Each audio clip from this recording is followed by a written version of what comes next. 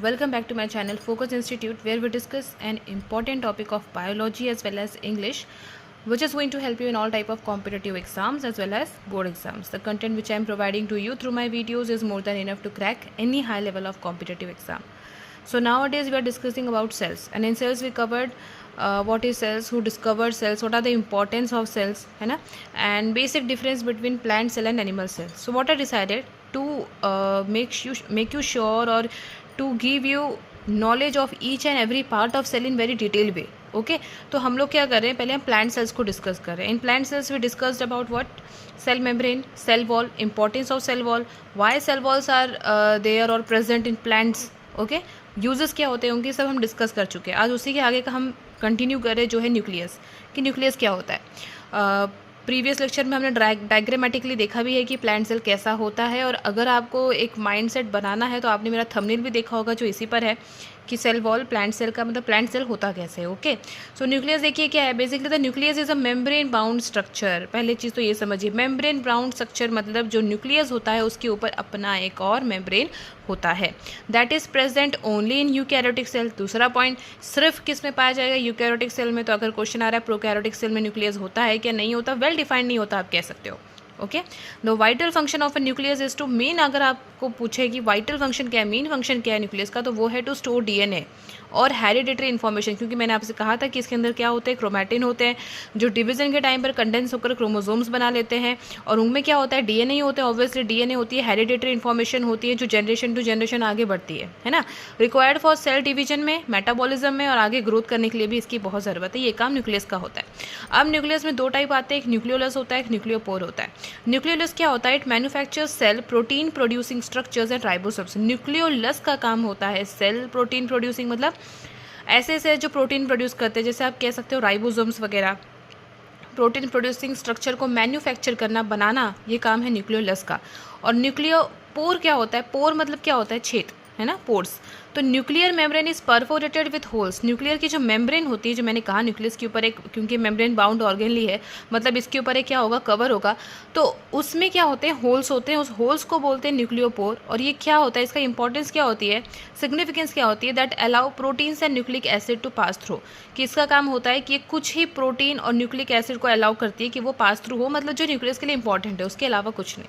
Okay next is plastids, जो बहुत important है और जो एक प्लांट का ही आप कह सकते हो सेल ऑर्गेनली है, जो प्लांट में ही पाया जाता है. ओके तो प्लास्टिड्स क्या है, they are membrane bound, same membrane bound organelle है, और very important they have their own DNA. कौन सी सेल ऑर्गेनलीज है जिनके पास न्यूक्लियस के अलावा ऐसा कौन है जिनके पास अपना खुद का डीएनए होता है, तो वो है plastids. Okay they are necessary to store starch and to carry out the process of photosynthesis. इनका क्या ज़रूरत है, पहली चीज़ तो ये अपने अंदर स्टोरेज करते हैं स्टार्च का, जो प्लांट्स में बहुत ज़रूरी है.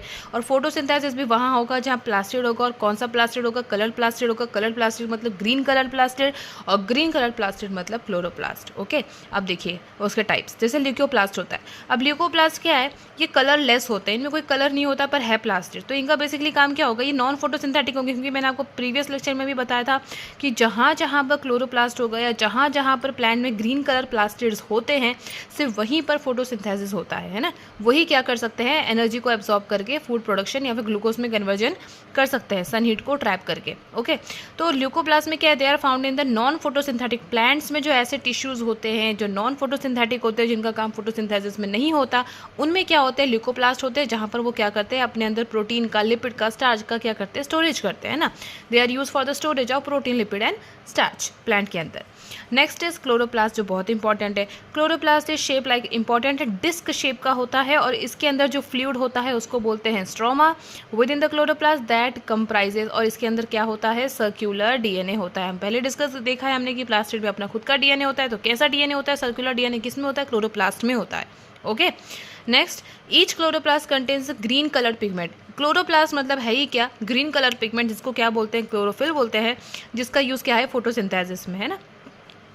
द क्लोरोफिल क्या करता है, एब्जॉर्ब करता है लाइट एनर्जी को फ्रॉम द सन, और फिर क्या करता है, uses it to transform CO2 and H2O into, फिर क्या करता है, कार्बन डाइऑक्साइड. जो हम ऑक्सीजन लेते हैं, कार्बन डाइऑक्साइड छोड़ते हैं, प्लांट्स कार्बन डाइऑक्साइड को इंस्पायर करते हैं और ऑक्सीजन को एक्सपायर करते हैं ना.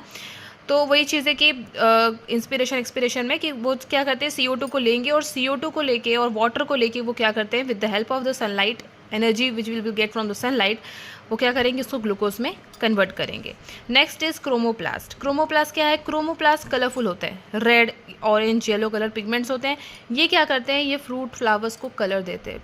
एप्पल रेड है, लीची रेड है, पिंकिश है, मैंगो येलो है या ऑरेंज है, ऑरेंज है, तो ये सारी चीज़ क्रोमोप्लास्ट है ना।